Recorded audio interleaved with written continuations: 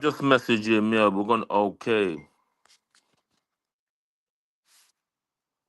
Okay, great Garvey days, brothers and sisters. Today we shall be reading lesson 15 in a course in African philosophy on personality. A thing to impress the world with is your own personality. Your makeup as a man or woman must be so clean cut as to leave nothing to suggest the incompleteness of a perfect person. Man is always disposed to respect and honor those who show themselves observant of all the rules of manly dignity and character. It is said by some philosopher that cleanliness is next to godliness. Therefore, always be clean cut in your appearance. When you meet others, and particularly the public, never be slack in your appearance. And at any time in meeting another person or persons, be neat and clean in appearance, even in your own household, because the moment you throw off the reserve of your personality, you invite disrespect for your person. As far as your personal attire is concerned, always see that it is in style, in proper shape and presentable.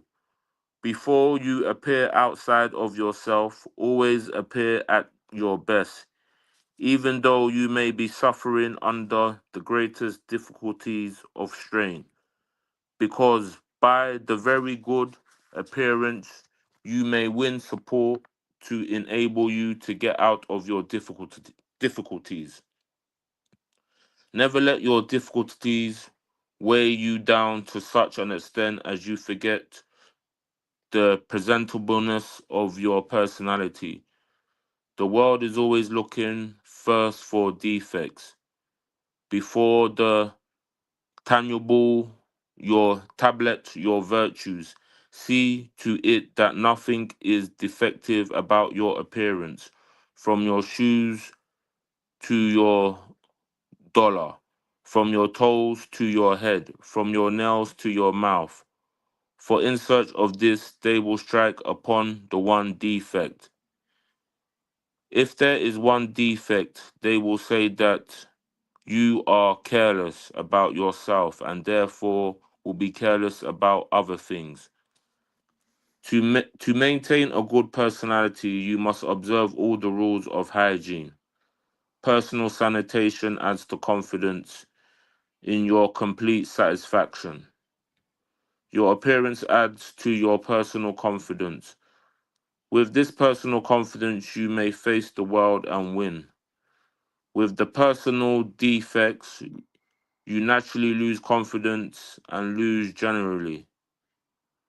Never let anybody persuade you to go anywhere, even though you are not presentable, because you are not going very far.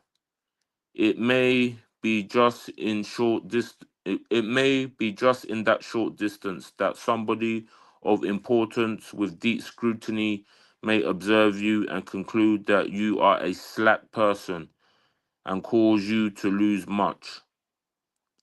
A perfect personality made through proper care of oneself is a passport to anywhere in the world, socially and otherwise. Never go in the street. Never go eating in the street. Never go into the company and expose your bad manners in any direction. Try to suppress those bad manners. Leave them at home. Eating and and talking are bad manners in public, which are excusable and proper at the dining table. No matter how hungry you are, don't take your meals while walking and never eat as an individual at a public meeting before the audience. You will lose their respect immediately for not having regular meal hours and having your meal hours in an improper place with which social regulations have established. A public platform is not a restaurant nor a dining room. Don't eat or even chew gum in people's faces. It is always an ugly sight and shows gross disrespect for company. You may chew your gum in your home, but not on a public platform, nor a public meeting. The man with a good appearance walks down the street with pride, courage, self confidence, and self respect. The man with a dirty shirt or dirty underwear and poorly kept clothes is self consciously afraid of himself and is therefore afraid of company. Hence, he is without confidence in himself. A dirty person on the street is bound to be affected by the heat. The heat portrays his dirt to the passerby, and everybody looks around to see who it is.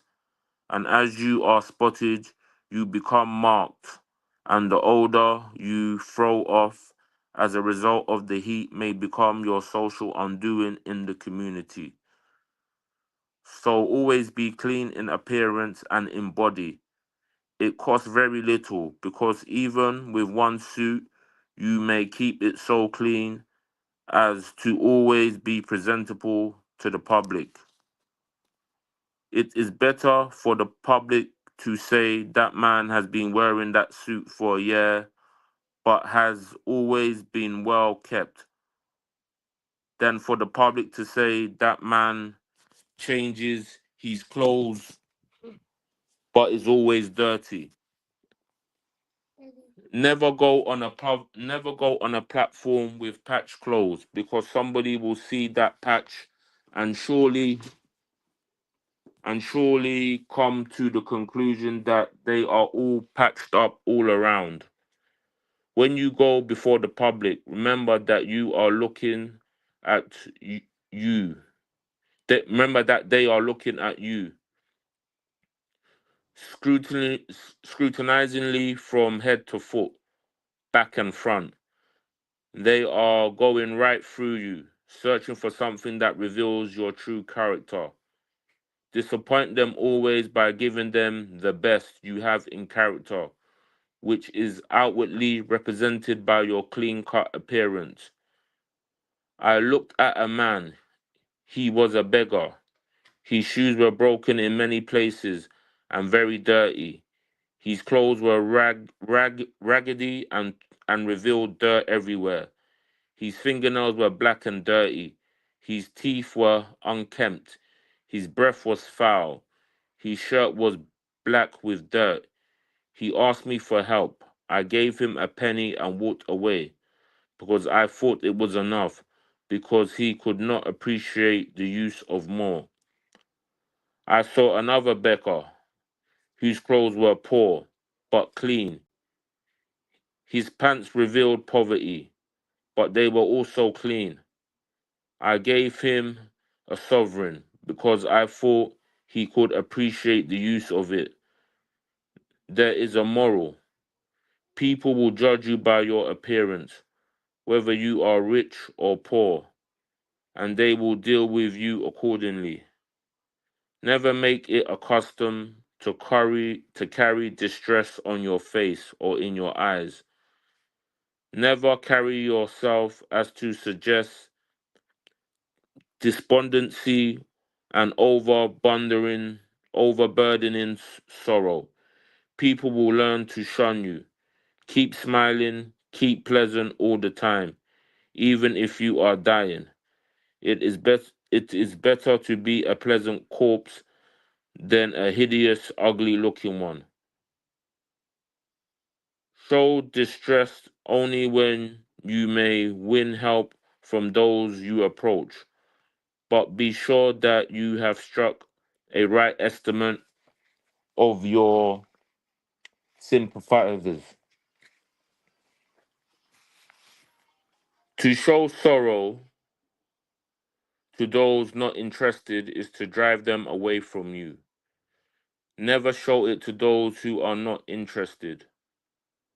When you are keeping an appointment, always appear at your best to justify the particular mission. For instance, if you are going to do big business, appear in a way to suggest that you can maintain and live up to big business. If you are going to seek a job by appointment, modify your dress so as to outdress your prospective employer. If you are going begging for yourself, don't go flashily dressed or overdressed, but dress in keeping with the kind of impression you would like to make upon your benefactor. This is purely a question of judgment. If you are going begging for a cause like the UNIA, you must not go as a revealed personal beggar. You would cause the person to say to himself, why should I give money? Why should I give him money for a cause when he looks like someone who begs for himself and cannot be trusted with such philanthropic responsibilities for others? Never go asking help for a cause, caring not how lofty it is, looking hungry, distressed, and broken-hearted yourself. Nobody will believe your story. You are likely to be jailed until you can prove your sincerity.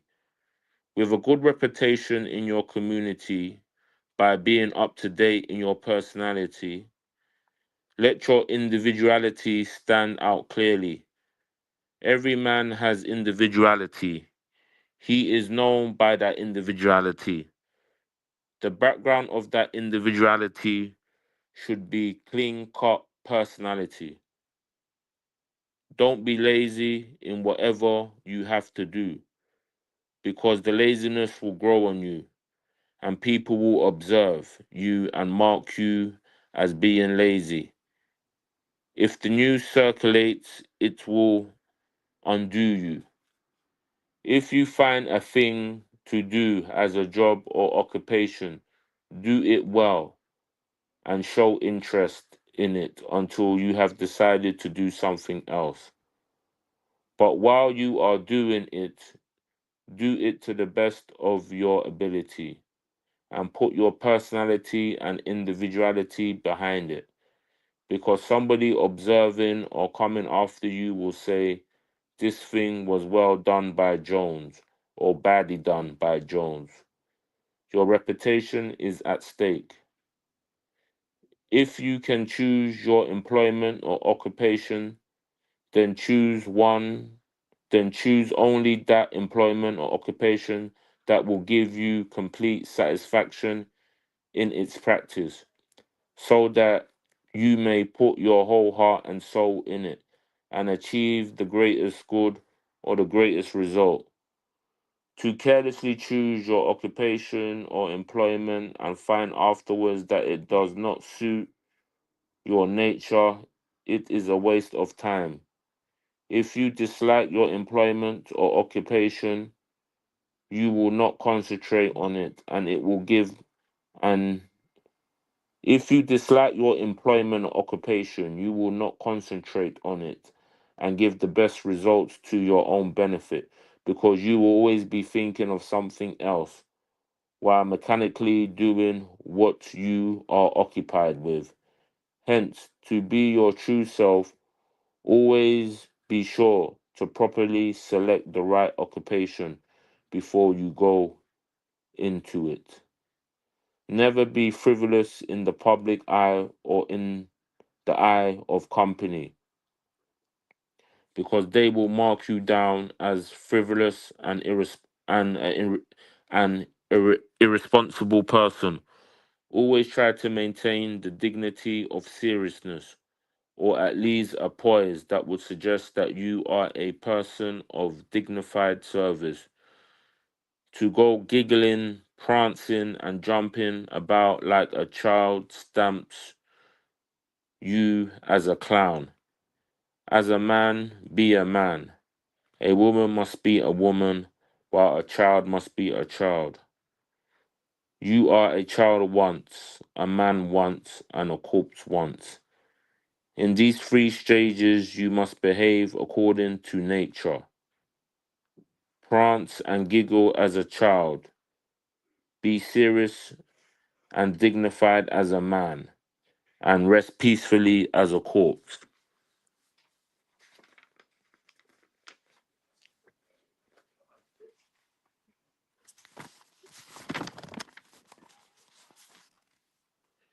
If you if you happen to make a mistake in getting employment or position that is not suited to your nature and disposition, while working at it, do the best you can to maintain your reputation.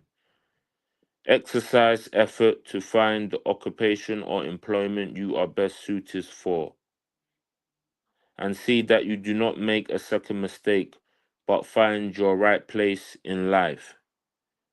If you go on making mistakes of that kind, your life will end as a complete failure because you will never be able to master anything because your whole soul and heart was never in anything.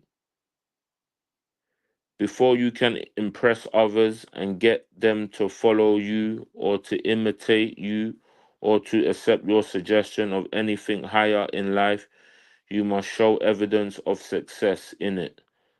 No man who is successful can teach others how to succeed.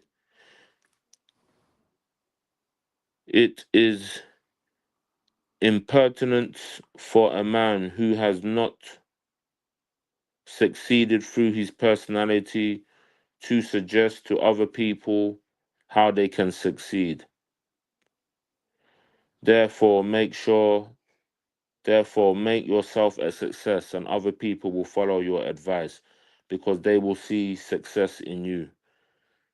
Never go among people better than yourself, telling them how to succeed, but use your illustrations of success among others who have not succeeded, and that illustration must be in your own personality and individuality.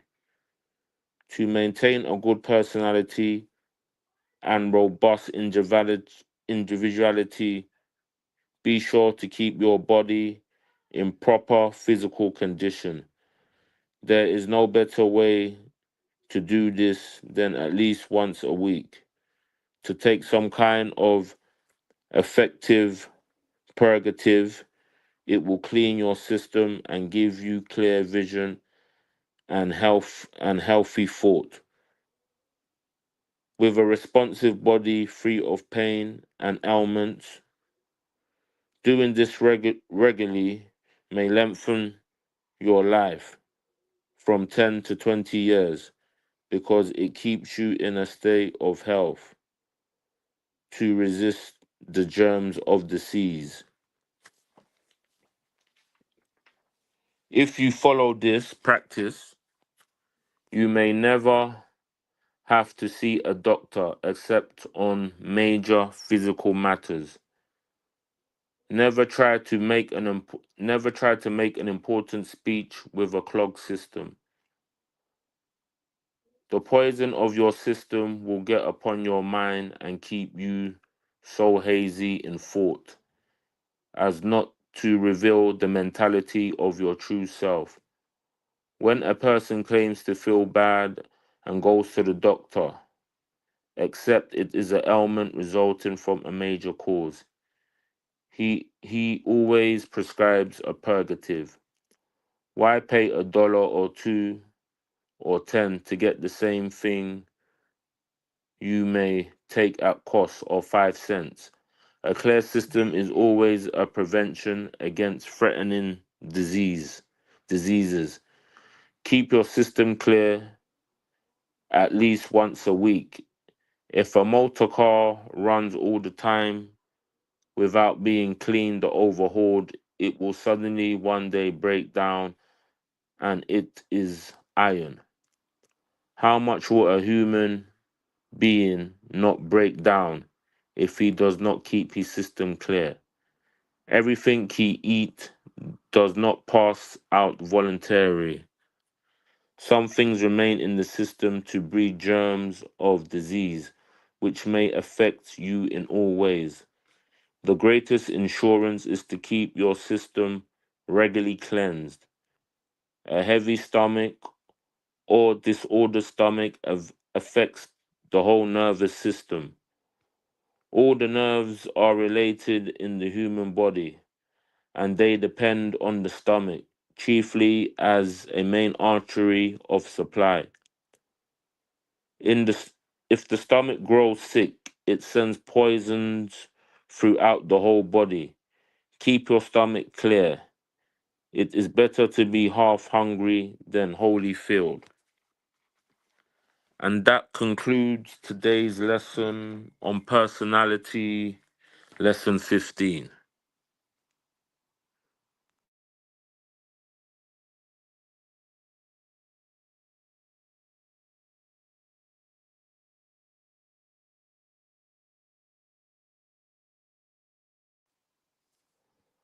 So, on this lesson, there are many nuggets and gems for us to digest on this topic of personality. So, I'm gonna highlight a couple of key takeaways that I found. So,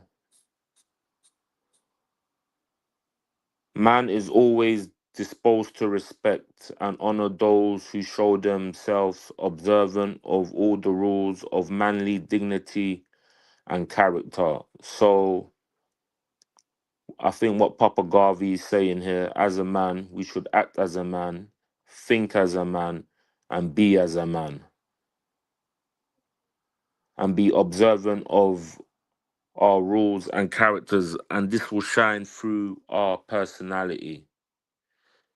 Because with personality, you can win friends and influence people. If you have a good personality, if your personality is welcoming, upbeat, and you're ready to go out there and do the work that is needed to be done. Also, never be slack in your appearance. At any time, meeting other persons to be neat and clean. So that speaks to like hygiene. Always be clean cut. Me personally, I find when I'm clean cut, have a nice clean cut, have a nice clean suit or clothes on, I feel more confident and my breath is smelling well. I can approach people and I have an extra spring in my step. So again, with dealing with personalities, all this will help your personality shine through and be able to do the business of the UNIA. Okay. Another key takeaway here is never let anybody persuade you to go anywhere, even though you are not presentable.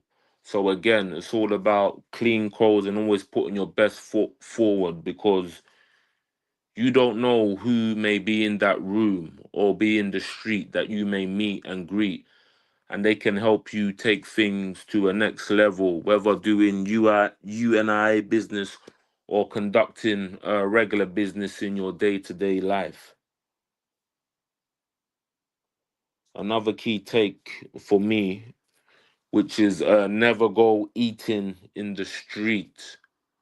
It's something that I really try to avoid because when you're eating in the streets, like you're open to all the kind of elements. It's always better to sit down in a restaurant or a place designed for eating because walking and chewing, yeah, it really looks kind of despicable. I think you should sit down and eat and observe good table manners when you are conducting the business of the UNIA. And also, another thing they spoke about in this chapter of personality, even when you're going through struggles and pains and trials and tribulations, always try to keep a smile on your face. Never let no one know that you're going through hard pains and tribulations. And there's a saying that the Honorable Marcus Messiah Garvey coined, which is keep a stiff upper lip. That means no matter what you're going through, always smile, be upbeat, and never let them catch you down. That goes for friends and haters alike. Always keep upbeat and stay strong in your trials and tribulations, because everything will come to pass.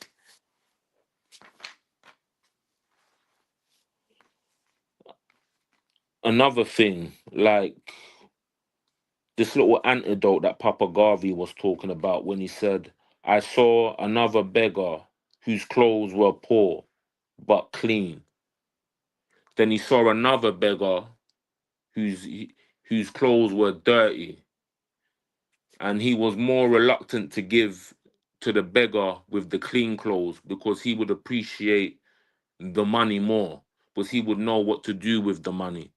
So again, I think that's another jewel that all ties back into appearance, because unfortunately in this world we are judged by our appearance. People are looking at our shoes, our clothes, our teeth, and are looking to find any chinks in the armor.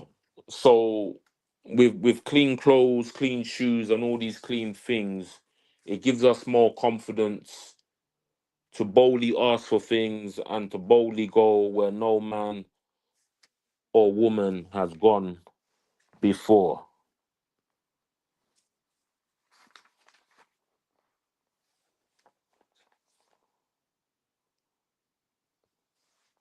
Another key point which ties into where I went with a couple of sisters the other about probably 3 weeks ago when we were going for the reparations seminar, where we thought we were going to get some money. So it goes like this: if you are going begging for a cause like the UNIA, you must not go as a revealed personal beggar. You will cause the person to say to himself, why should I give money for a cause when he looks like someone who begs for himself and cannot be trusted? So when I went down there, me and the sisters, I made sure I was suited and booted and clean to the nines, because I wanted to represent the brand of the UNIA perfectly and make sure that if you were to give me this money, and if you're giving this money, I would know what to do with the money. Like, I wasn't going to spend it frivolously or sheepishly. Like, and you'd want to give me this money because I'm not coming there in rags and dirty clothes and dirty hair and bad smelling breath. So, and also with your personality, you can win a good reputation in your community by being up to date in your personality. Let your individuality stand out clearly. Every man has individuality. He is known by his individuality. The background of that individuality should be a clean cut personality. So it all goes back to this clean. I see Papa Garvey was about us being very clean.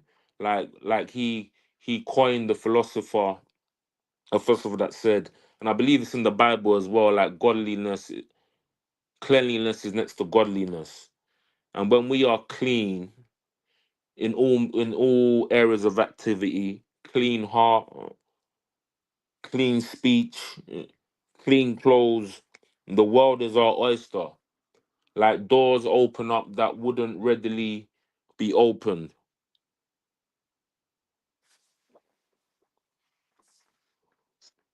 Yay, Bo. Yay, Bo. Oh, Mr. President General. Yeah, yeah. I've been trying to get back in ever since I fell off there. All right. All Yes, right. sir. No worries. No worries. No worries. But I was Good to calling. have you. I was confident you were going to hold it down if need be for 2 hours, and I know you probably could have handled 4 hours on this powerful Amen. topic. Ashe, from your mouth to God's ears. Yes, sir. Yes, sir.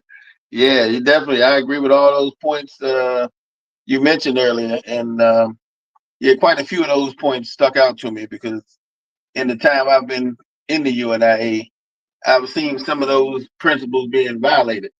And I tell you, once you earn a certain moniker, it's being the stinky man or being the person that doesn't keep their hygiene up, boy. Uh, folks will be turning their nose when they see you walking their way. So yeah, you definitely want to be known as, oh, that's a brother. This, nice, firm handshake, smells good. Always has a kind word to say. Something positive or constructive. Everybody's not going to be as fiery as the next person. Everybody's not going to be as serious maybe as the next person, but there's certain levels of professionalism we all should have when we're public speakers. And yet being the individual, having our own personalities. So people sometimes learn better from a blend of different personalities that are around. And I've seen that happen quite often, whereas I may speak to someone and they not necessarily get where I'm coming from, but then someone else who's a total different personality will speak, and that person said, "Oh, okay, now I see what you're saying," because this person delivered it in a different kind of way. So you definitely want people with various mentalities and mindsets and understandings to come together, to share from their own personal vein, what the message is. But yeah, the whole concept of thinking yourself a perfect being, as Mr. Garvey once said, that's a concept that many of us wrestle with and don't understand and can't get it. But boy, I get it too well. The concept of being perfect, because we're always told, from a biblical perspective, or at least so we think, that only one man is perfect. Jesus is the only man that's ever been perfect.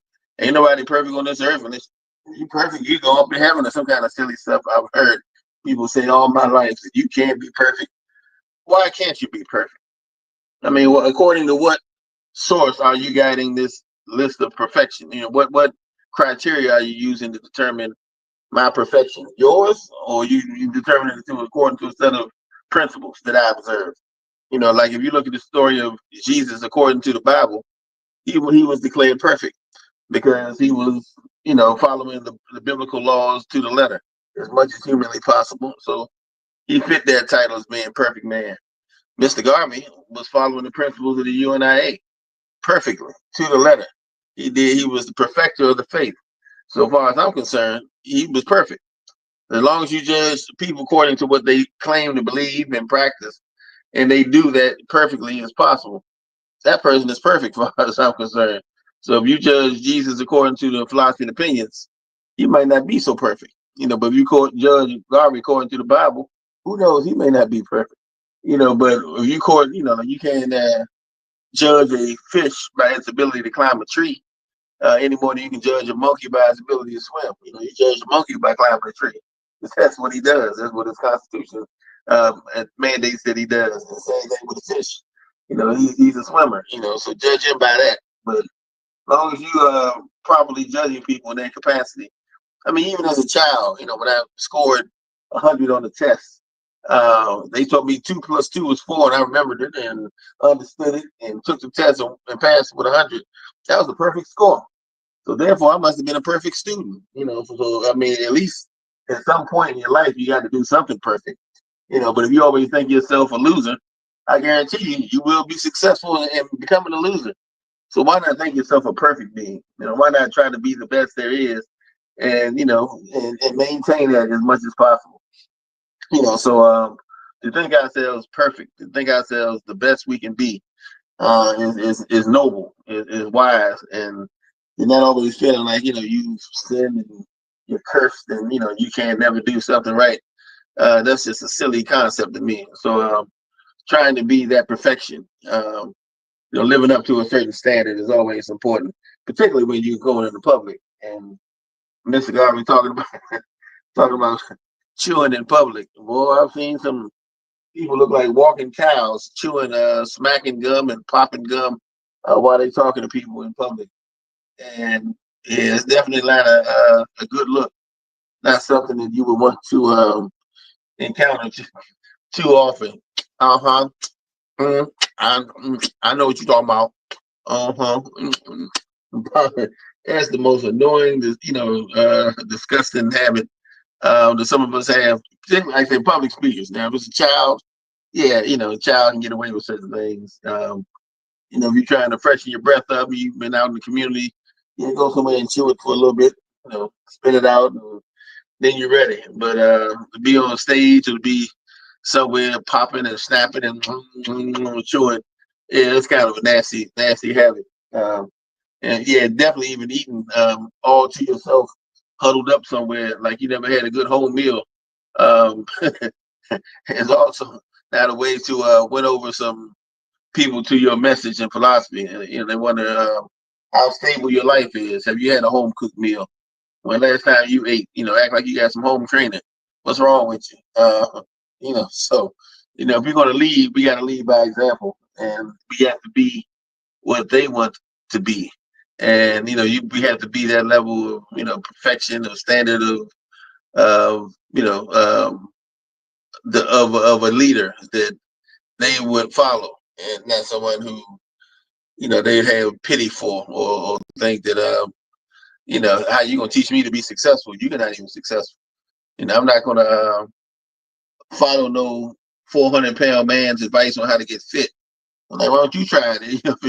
If it works so well, maybe you should apply it. But same time, certain people who have certain bad habits, they're gonna counsel you in drug counseling while they smell like they just got finished drinking a beer and powder in their nose. That might not be the person you want to go to for advice because they don't know how to follow their own advice. So if you can practice what you preach and make sure that's well understood and visible, yeah, the people will have a little more confidence and trust. What you're saying may help them to become like you. But yeah, there's so much packed into that the lesson dealing with personality and presentation and appearance, and we know first impression is always the lasting impression. So you don't have too many chances to come before the public and do certain things. Even on the point he mentioned of being sick, because a couple times I was trying to fight it and go somewhere and speak, but I had a cold and I was like, oh, I'm sounding a little nasal. And then, I had to sneeze once or twice. I'm like, oh, Lord, I had to either find something to flush this thing out of me real quick, or I'm just going to get someone else to fill in for me or something, because I'm not going up there with snotty nose and, looking and, feeling bad and not able to present, wondering what people thinking. And that's no way to come before the public and deliver a strong message. So, yeah, a lot of that dealing with your gut, which is your core, your center, your diaphragm. You got to protect that. And plus, the stomach is the gateway to the whole body. When it comes to food and health, what you eat will determine a whole lot about your physical health and vitality. So yeah, definitely got to be mindful of that. And yeah, so anyway, I just thinking about some of those things from the surface that kind of come to mind when you think about the topic of personality and the lessons that he was teaching along that line. So some of these, like I say, household lessons that Mama would even tell you, to act like you got some home training, boy. Don't go out there and embarrass nobody, and particularly yourself, and embarrass the family. Playing around and geek in like a little child. Act like a man. Man is never justified in being anything less than a man at any given time. So, we want to maintain that. Honorable Commissioner, sir. Yes, sir. Great Garvey Day to y'all. Yes, sir. Great God every day. Yes, sir. Personality, personality. Yes, There's a sir. man with personality there. Yes, sir. How you doing, Mr. President? Race first. Good, if not better. That's what I like to hear. That's what I like to hear. And yourself? All right, just coming off of the plantation, getting master these hours. Yeah. Yes, Give yes. season things to season. Yeah. When our Papa Garvey was talking about employment, occupation, make sure you choose employment that you are satisfied with. Because if not, you bring your disgruntled face to the employment, like many of us do, looking all sad and mad. You know, even if you don't like your employment, go there like you love it. You know, I through love the, the I love the money. you know what I'm saying? You gotta go there like you love it.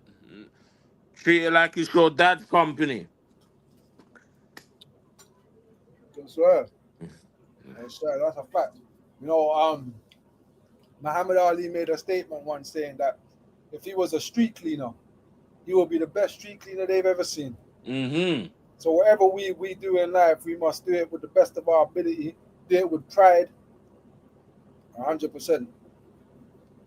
You sure that was Ali? Yeah, it was Ali. Yeah, Oh, okay. He might have borrowed that one from Dr. King. Dr. King had came to Jamaica same time that he had mentioned Mr. Garvey was the yeah. I saw he went to the tomb. yeah. There's a picture of him at Right. the Heroes Park. Yeah, right. Yeah, before he went there, he had spoke before an audience, and then delivered another speech on the topic of I forgot the actual theme, but one of the things he mentioned in the speech in Jamaica before he went to lay the wreath, Mr. Garvey's tomb was he said in so many words, if it falls to your lot to be a street sweeper, then sweep those streets like Michelangelo painted the Sistine Chapel. Sweep those streets like Shakespeare composed the sonnet.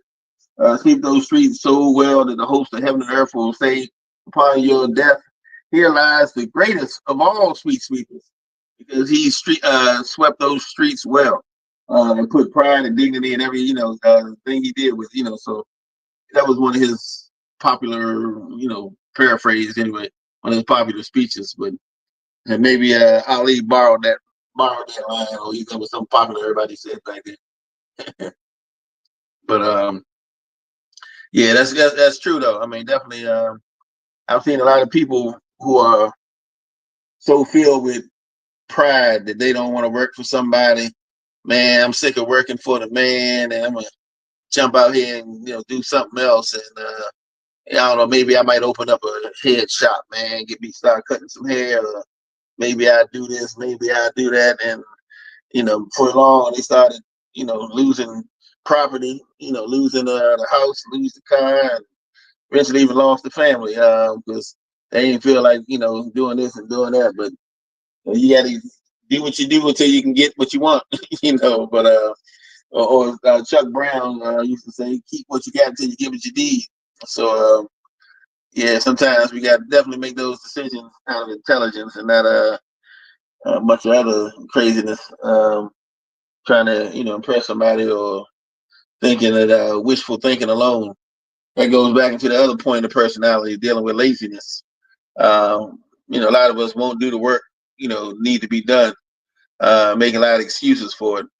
But people good at making excuses are seldom good for anything else. So we don't have a whole lot of time for laziness. That's kind of I can forgive an ignorant person before I can forgive a lazy person who have everything they need, just don't feel like doing it. I mean, that's you have little sympathy for that. So yeah, I definitely want to reward those who going out and getting things accomplished and making them happen. And those successful people are the ones who can lead people to success. But those who are not, might not want to follow their advice too closely until they can prove it works for them.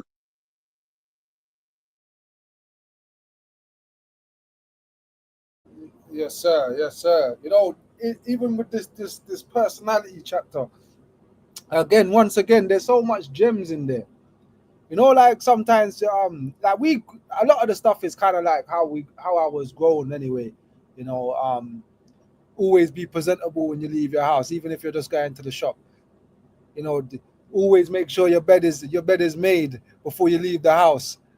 You know, there's this type of Caribbean. I don't know how it is in the states. Maybe it's the same, but definitely coming from the Caribbean, you know, these kind of doctrines, you know, was drilled into us.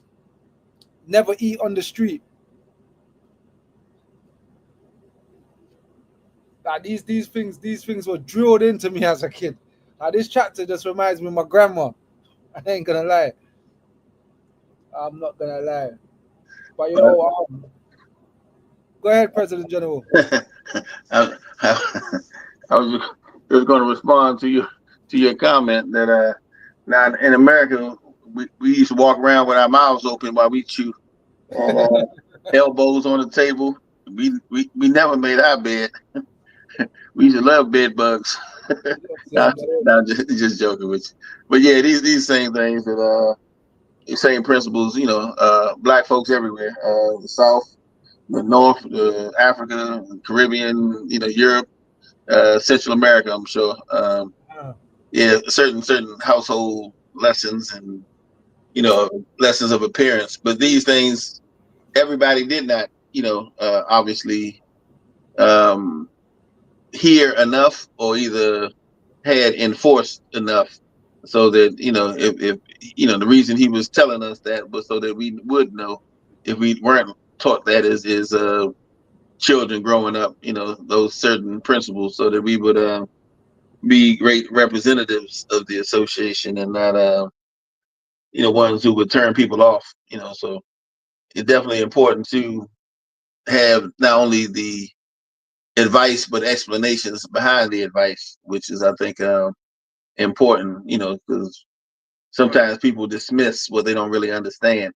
So just telling people, hey, don't do that eating, and they are like, why? Don't worry, now you know why. He explains why. Because this is the impression people get, and then you've been a less effective communicator because you popping and snapping gum, all that crap in their face. They're not gonna want to be talking to you while you chewing, in their face like that. So, um, but yeah, so I like the lessons. The way they're broken down, item by item, so that um, you'll not only hear it, but you'll get the point. At least I did anyway. you know, I was just thinking, even with like, even though you was making a joke about people in America or whatever, but some of these things, yeah, do people still um have that same, I don't know, that's the same principles even today? Because I know that in regards to the Caribbean population over here in the UK, I don't know how much people still live to those principles. Like we used to say, don't eat from people, like don't eat from strangers. You know, like this would be a kind of like a unspoken word. If you go to people's house and they offer you food, you better not take it. Grandma give you that look. You know that look, man. If you take this food when you get home, you know what time it is. That art's getting torn up. But I don't know if people really live by those kind of laws anymore. To be honest with you, but those are some good principles. Because it's good to live like that. I think because people can poison you. I see at the end of the chapter, Garvey was getting into the health. He was talking about keep your system clean at least once a week. You know what I'm saying? Like having your regular washouts. I don't know how much people still have their regular washers outs. We used to deworm the children when we was younger. We would have to have drink certain bushes to wash out our system. I don't know if people are still doing them things today. I don't know how much people in the chat are still giving their children washouts, are still drinking their roots, their herbal tonics. I'm not sure, but these things are very important. Some things, as Garvey was saying, some things remain in your system, and those things in your system, after a while, they can be beneficial to you. Having regular herbs, drinking regular herbs and bitters and things like that. So I saw Garvey getting into his health at the end of the chapter on personality. You know, but once again, man, this whole chapter, man, I'm telling you, there's so much gems in it. Yeah, that's an interesting point too. Dealing with the health. Mr. Garvey always talks about it. Taking your oils and your salts or whatever. He even described it to having a vehicle like a car. Without changing the oil, without changing anything. You can't just worry about washing it on the outside, making it look good. If your car engine locks up because you're not maintaining it well, you can't expect it to perform optimally. You're begging for a disaster. So same way you certainly should treat your body better than you treat your vehicle, even though most people don't. But but he was making those points, saying that we spend all this time going to doctors, getting pills, and all this kind of stuff, and paying big money for diseases and treatments that had we just maintained with a little castor oil and a little bit of tincture of this and that, nice, teas or whatever, herbs, for a lot cheaper, we would have treated ourselves.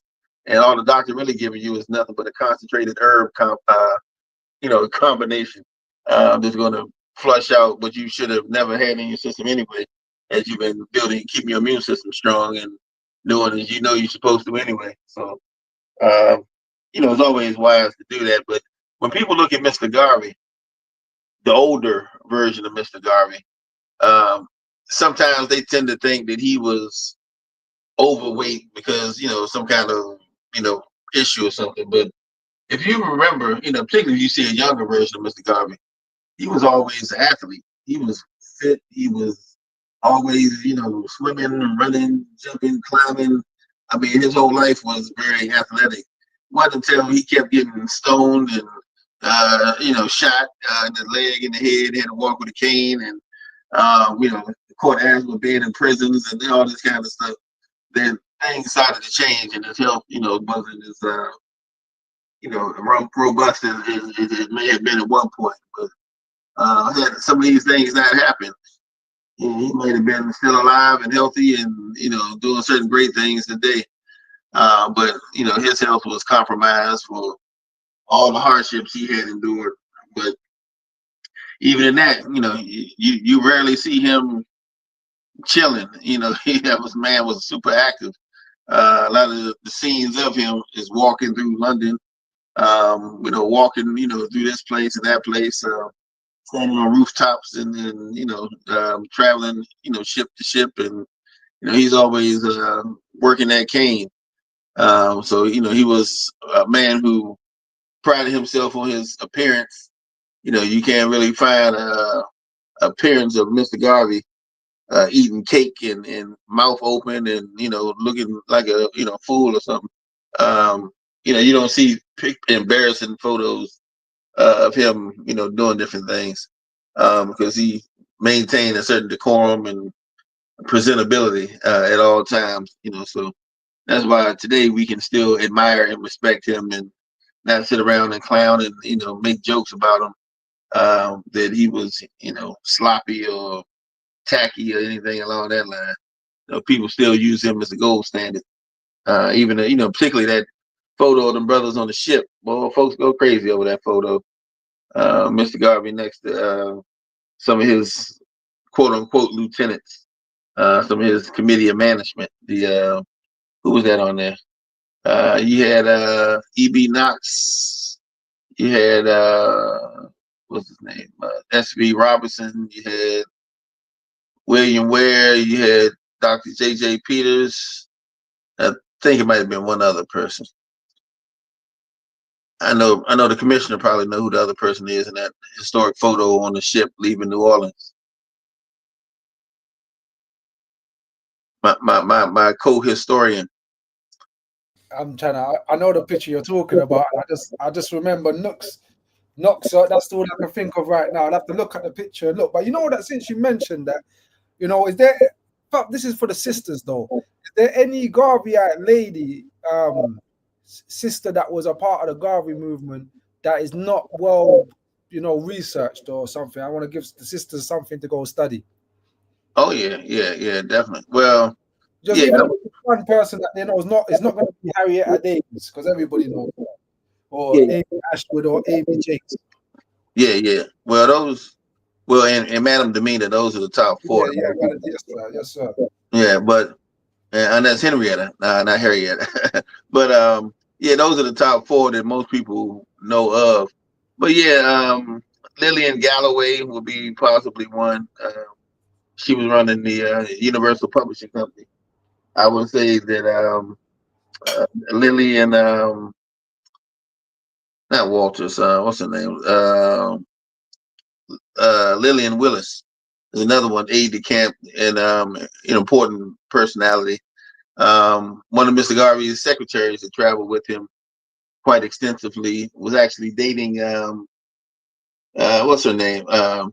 She was dating what's the guy from out of London? Garvey used to work for Deuce Muhammad Ali. But anyway, that was his friend. But she was what's her name? Anyway, she's a black woman from a Latin speaking country. The name escapes me in a moment. They come to me in a second, but she was kind of important. Even James Theodore Holly, who was prominent African nationalist from DC, but he moved to Haiti. But anyway, Bishop Holly's daughter Theodore Holly uh, the French interpreter for the Negro world, so all the French writings, etc. But she had a pretty extensive life. Um, a whole lot of personalities. I mean, certainly we know Malcolm X's mother, Louisa. Uh, Helen Norton Langdon. Little. We know a lot of other important women. Certainly over the years, like Honorable Charles L. James's wife, Eleanor. What's her name? I'm call her Eleanor. What's Mrs. James? That was my UNIA mother. I can't even remember her name right off. Uh, uh, Eleanor was the middle name, but it always comes to me. But yeah, I got too many names in my head. So, but yeah, there's a lot of um, personalities, definitely. Even Lillian Walters is another one who she was the president of the Garvey Club during the '60s. She was first lady at one point of the of well, she was the second lady, I should say, the vice president of the Universal African Nationalist Movement. But she was a giant. She traveled with William Sherrill and some others at the 1964 with William Sherrill, F. Levi Lord, Arnold Crawford, and a bunch of other gentlemen when they went to Jamaica for the 1956 unveiling of the bust of Marcus Garvey. So like some photos of her there, and getting along with Mrs. Amy Jakes. But yeah, there's a lot of little known personalities. Um, yeah. Oh, Estelle, that's her first name. I'm sorry.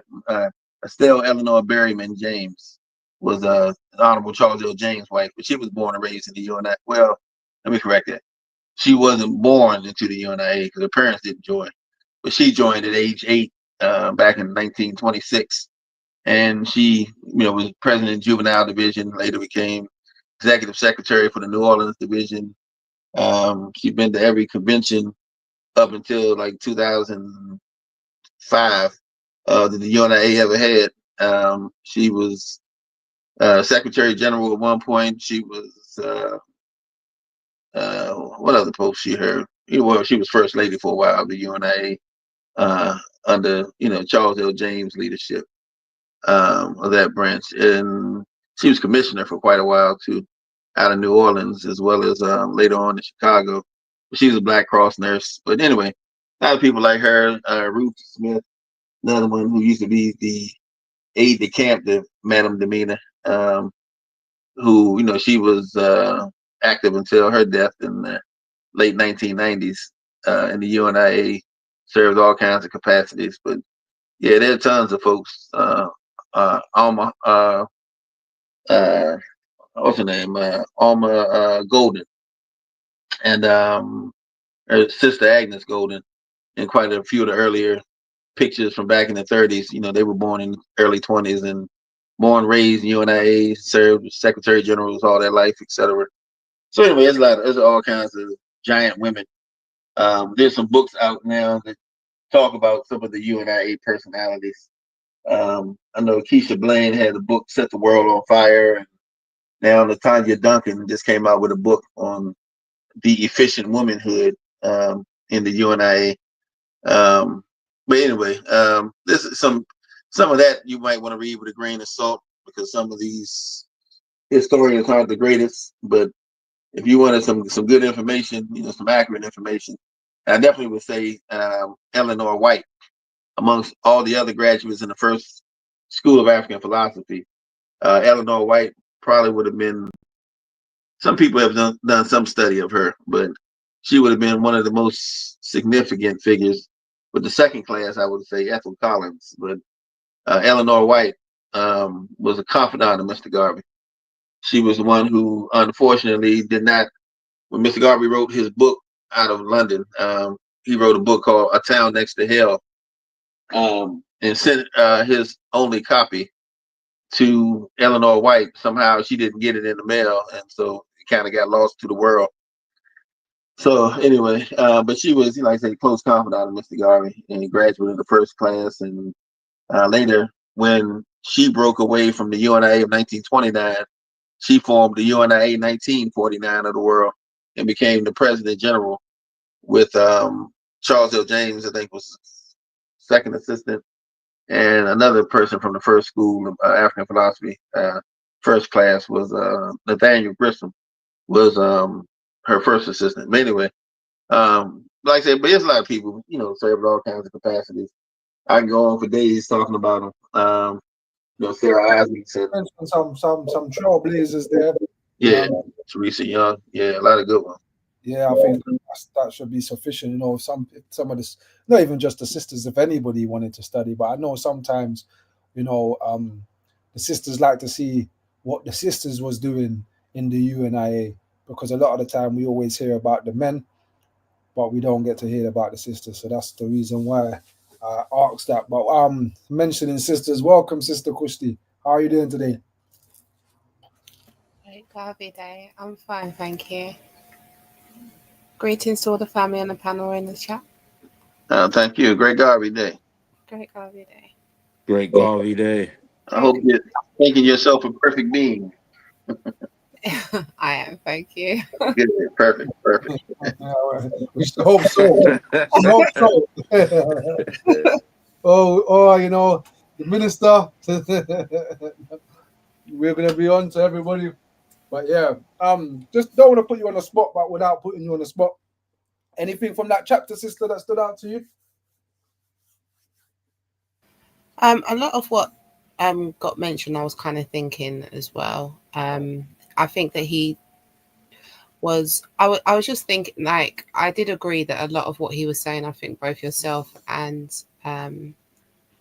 President Commissioner said as well, that a lot of these stuff you probably would hear growing up, like home training.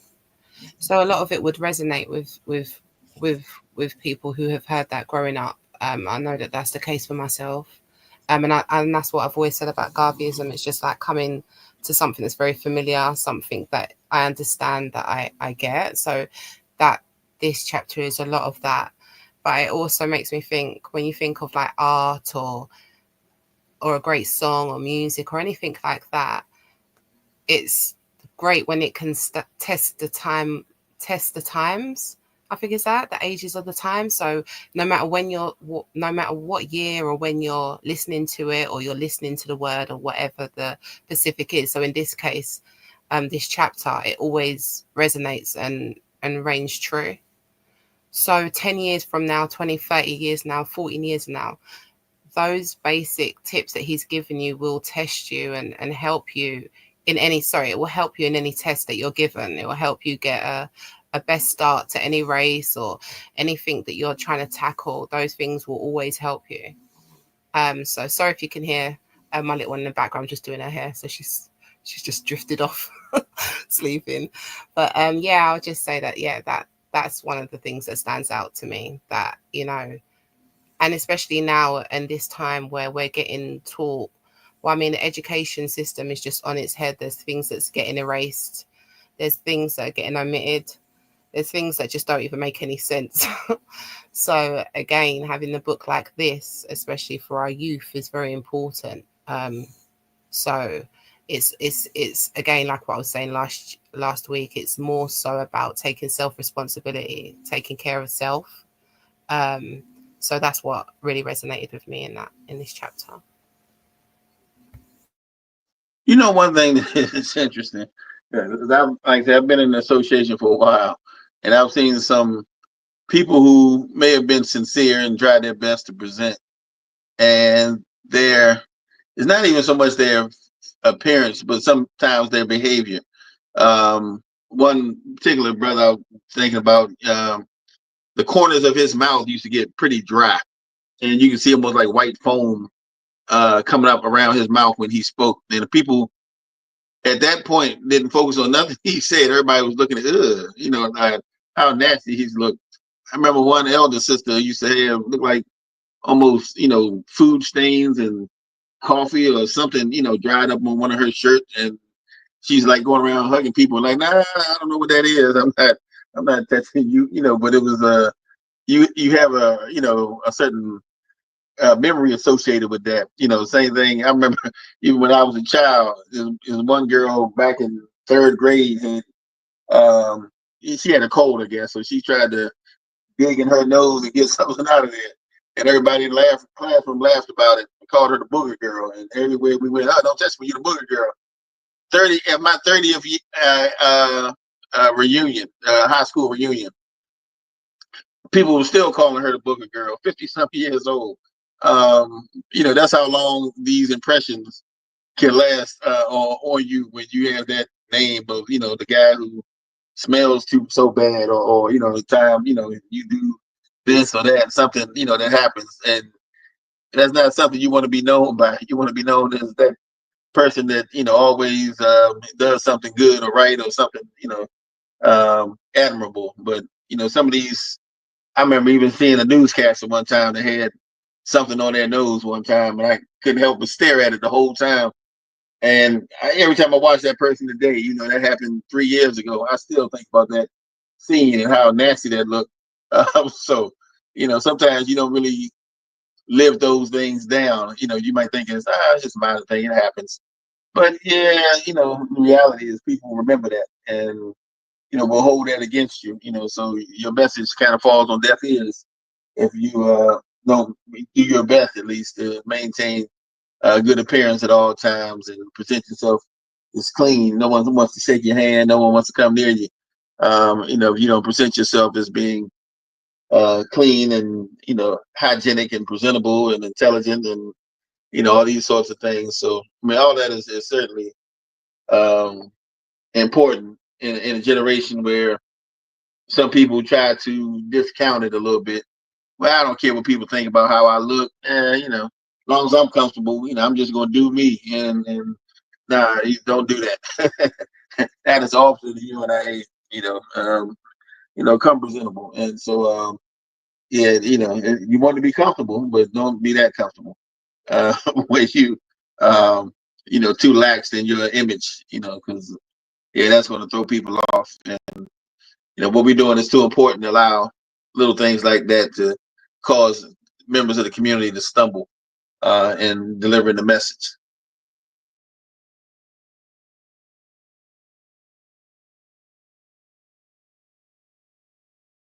Yeah, definitely, and comes with confidence as well. When you're clean and presentable, we spoke about this on the other chapter. Um, you have more confidence when you're dealing with people. And yeah, definitely. Imagine that. Yeah, you lot are something else, man. You lot are still remembering the booger girl from third grade. you know, I got no remorse. That girl, you lot got that girl crying in her house. But to avoid situations like this, brothers and sisters, present your best foot first at all times. Even when we're going to meetings and we're representing the organization, so we have to look We have to look right. We have to Yeah, dress right, smell right. yes, Go sir. ahead, Absolutely. Yeah, sir. I was going to add to that too that I mean, of course, think people make mistakes sometimes, etc. But to help one another, if you go somewhere in public, or if I go somewhere in public, and you see me, I got some coal in my eyes, maybe wind got my eyes watering, and I tear up a little bit, and got a little white film in the corner of my. Don't just sit there and watch me. I mean, say, hey, brother, you and I, hey, man, fix that. Oh, my, I didn't even realize it. You can spill something all over your suit jacket. Oh, take that thing off and try to wash it out or something real quick. But things happen. So if they do happen, let's try to pull one another up on those, and so that we can always be, even when taking photos. Sometimes when I'm taking photos, I like to make sure when I'm in the photo, my eyes are fully open, and my hair is neat and clean, and whatever. There's not so much clean, but sometimes I got that curly hair, so one big curl will pop up on top of my head, make me look like alfalfa. So I'm like, oh, let me fix that a little bit and make sure my suit is nice and buttoned up or whatever. Okay, now let's take the picture. But sometimes folks like, I don't care, just get the picture, boom, and I don't like that, man. I like to be known that, yeah, okay, suck that stomach in a little bit, sir. Yeah, there we go. Now you're right. you know, but yeah, presentability is important. So yeah, try to be definitely on your best at all times. And if you see a fellow officer, yeah, let them know. You know, sometimes them hands look a little ashy. I got a little lotion over there. You can go on and you know put a little emollient on your knuckles there. Something. Things do happen, but try to cut down things so that the other folks don't have to pull you up on it. Yes, sir. Yes, sir. Absolutely. Absolutely. I thought Well, you they say that first impressions they live, they count. last. Yeah, Yeah. they Yeah, last, and I they, think that's a testament to that. I think sometimes we think that, oh, it doesn't matter, like what just got said, and we think that that's a dated concept, but it's actually a fact. It's gonna be a rule for as long as we're here and after we're here and gone. So it's important that we listen to these key rules because, as you said, they develop into you now having confidence, which then opens you up to new opportunities because you're talking to new people. You're not self-conscious of anything, especially in regards to your appearance. So it's these little things, but they can change your whole day or whatever that your task is for that day. So it is important. Yeah, 100%, sister. You know, that confidence, if you know that you just come out the shower, even as we back in the days when a man had a fresh haircut, brother Frank, you know what time it was. preach, preach, skin fade, It's looking what crisp. Yeah. fresh, you know what time it was, and that's when we're at our best in society. Yeah. That's when we felt our best in society. God bless the barber. God Supreme bless the barber. confidence. Yes, sir. So it's the same.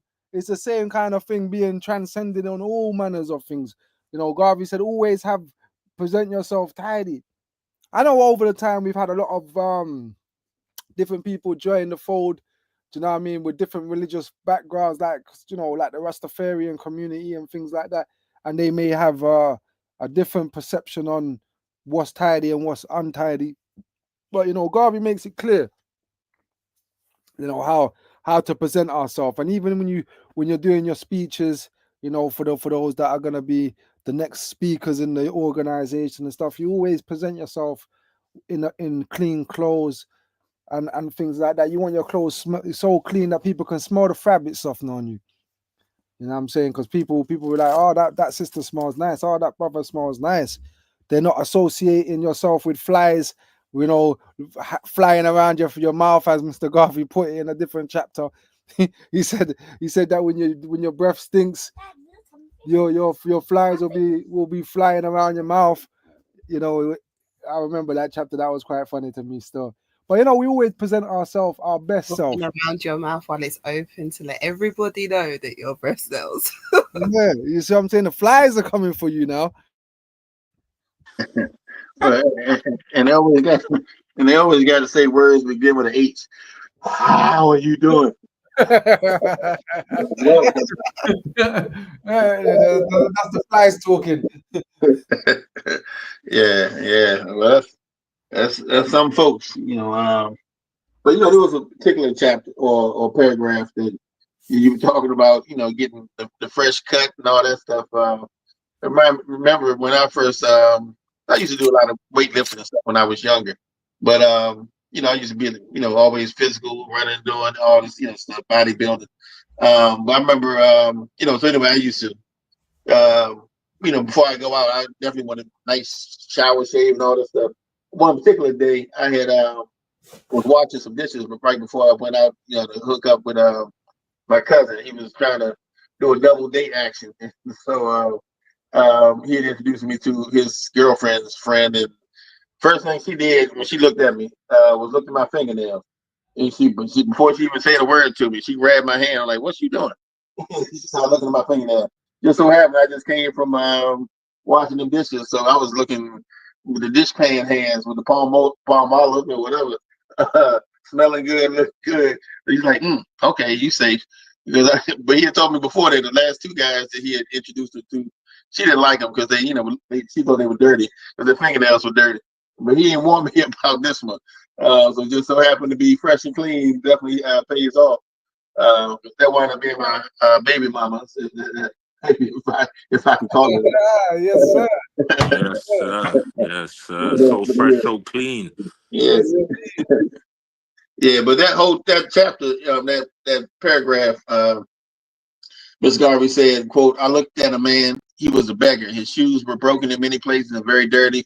His clothes were raggedy and torn in many places. His collar was swarthy, black and revealed dirt everywhere. His fingernails were black and dirty. His teeth were unkempt. His breath was foul. His shirt was blackened with dirt. He asked me for help. I gave him a penny and walked away because I thought it was enough because he couldn't appreciate the use of more.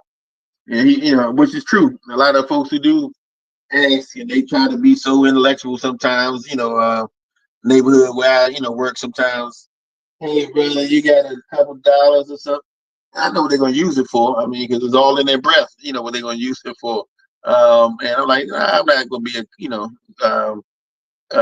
enable you to continue your habit or whatever you need. And I don't think you can manage me. What's the point of me giving you money so you can go kill yourself? I'm not gonna give you anything. Some advice or maybe an application or something. But I don't like giving people who don't look like they want to manage it well. If I give them something, they're gonna manage it. The way they've been managing their money. But at least if they try to do better and go to the local I don't care, restaurant bathroom and wash their face, clean up a little bit and try to, change some things about themselves. Then I might say, okay, well, this person at least trying, maybe I can give them a dollar or two. But yeah, they look like they really don't care. And, like I'm some sucker who's just going to finance that behavior and that, lifestyle. I'm not the one. I work too hard for my money. I'm not giving it away for you to go do something destructive, So, and certainly I don't think you can manage it to help nobody else. So, that's a definite turn off for most people. Yeah, 100%. And Garvey even I mentioned that about when giving charity, gives to somebody that's trying to get out of their situation or making an effort. I'll give you an example. Yeah, I don't know. I'm not gonna say the country I was in because I don't want to do that. But I was outside of the UK once, and there was a lot of there was a guy that was disabled and he begged me some money and I gave the disabled guy some money. Cool, no problem. But there was another guy, like he must have been at the time maybe about 35, maybe. I was about 18 at the time. But he's come over to the car begging money. And I said, well, you don't look like wrong with you, so I don't feel like I'm obligated to give you any money. He's there running up his mouth a little bit. Please, brother, a little bit. I'm hungry, not eating. Where? It's about cool, innit? I said to the man, then I'll do a deal with you, innit?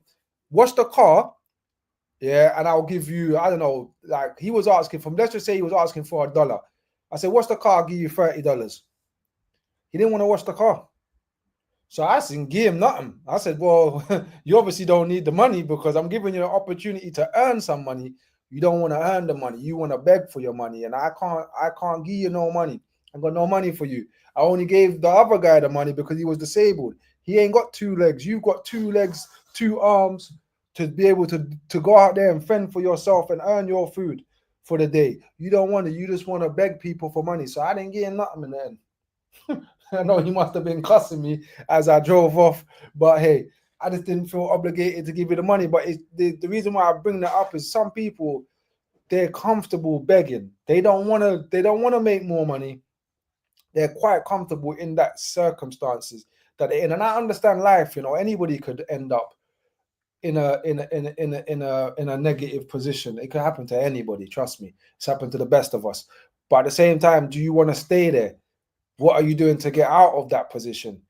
Garvey said, watch the man. He may only have 1 suit, but he keeps that suit clean though. He may only have 1 pair of sneakers or trainers, but those trainers are always clean. So it's about and it's a mind state as well. You know what I'm saying? It's a mentality. Some people are just happy to go beg for enough money to go back, a beer or alcohol or go and get their next fix of the white girl. So as members of the race, we want to help out the fallen. It's part of the aims and objects in our organization to help the fallen amongst us. But don't be stupid. You only help those who want to help themselves, brothers and sisters, because you'll waste your time trying to help people that don't want your help. I've been there, trust me, and I've learned the hard way. We must make ourselves available for when people want help. We must always reach the hand to say, come on, brothers, come on, sisters, we can help you. But some people don't want to be helped. Some people are quite comfortable. I just saying that I remember there was a guy, I don't know if you know this brother raised first. We used to call him Madman. We used to call him Madman Joe. I don't know if you know Madman Joe. And then there was Yeah, man, know that man there. Yeah, and there was the next guy that was always on crutches. He was a Kenyan brother. Always drunk, yeah. Yeah, always, bruv, always. One of my friends saw him in prison sober. Bloody hell. But he had a house. He had a house. Yeah, because I tried to get him. I was like, yo, you can't keep sleeping on the road. I said, what can I do to help you? Innit? Let's go to the town hall. Let's figure this out, innit? Let me help you, innit? No, my brother, I'm happy. I don't want a flat. I like living on the road. I'm free. I can do what I want. I just get on the bus and then wherever the bus takes me. It takes me from I got my alcohol, I'm good. And I was like, all right then, brother. You know what I mean? I said, all right then. He was comfortable, but he was in jail, cleaned up, no alcohol. I heard he was in jail different. I couldn't believe it. But it just goes to the point I was making is that some people are comfortable in this position. They don't mind staying there. They're not trying to do anything to get out of it. And that's okay. We must give people the right to do so, rather than stressing yourself out and them out. So I left the man like Joe. You know what I'm saying? I left him to it. I would always see him. I'd rather buy him a food than give him money to go and buy his alcohol. And that's the thing. When I see brothers and sisters on the road, I'd rather buy them a food. If they're asking me for money for food, I'll buy you the food. Come, let's go to the shop. I'll buy you some food, rather than give you the money, because I don't want to enable you. And so, now they got a new thing that they're doing now is, can you spare some change so I can get an accommodation for the night? I said, these guys are getting smart. These guys are getting smart. But, I would love to help them all. I would. But like I saying to you, brothers and sisters, some of them don't want the help. Some of them are comfortable. That's the life they want to live. I'll give you a story. Yeah, there was a guy in South London. He used to live underneath the arches in an area called Balham. He just happy to live there. Every Christmas, without fail, yeah, a limousine would pull up and give him his Christmas dinner. The man's family were millionaires. He just didn't want to go home for whatever the reason. He just was happy to live under those arches. I think he passed away now. But he was just happy to live there. Some people are happy to live in that lifestyle, and some people have the option to stop. Like that guy's family was a millionaire. He could have went back home didn't want him. He was quite happy there. So Garvey was saying, listen, give to the person that's trying.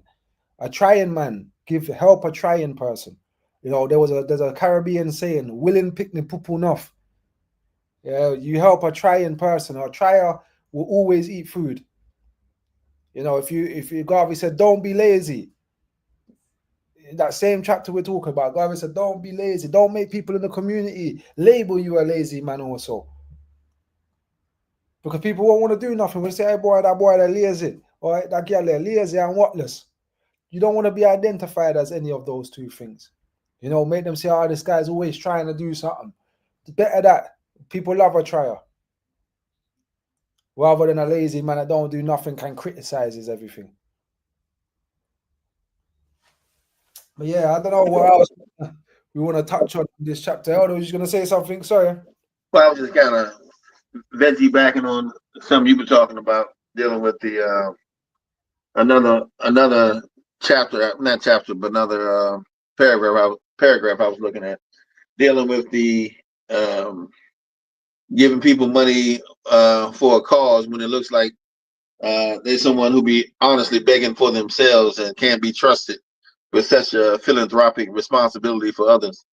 And there's some young people in certain neighborhoods near where I live who always have some kind of sign that says, we're the local basketball association and we're trying to raise money for uniforms, give us money. And, they somehow don't have any adult supervision. A bunch of young guys look like they're trying to hustle people bleeding hearts for a few dollars so they can go pocket it and go spend money and rip up the town doing whatever they want to do, and or go somewhere and smoke a J. But I never see this basketball. What's the website?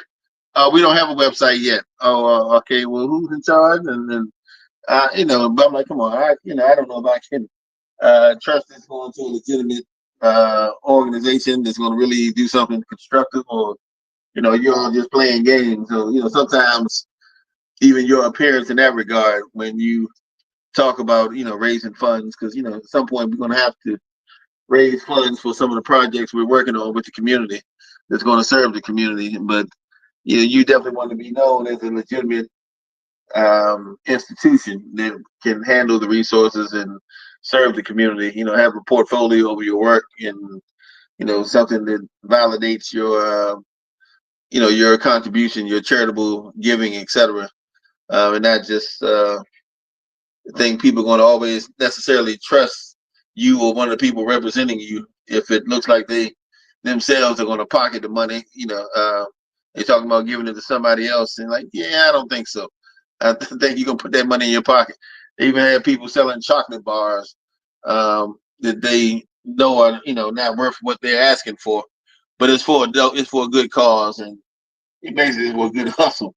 And you bought that chocolate bar for 50 cents and trying to sell it to me for $8. Nah, I'm not going for that.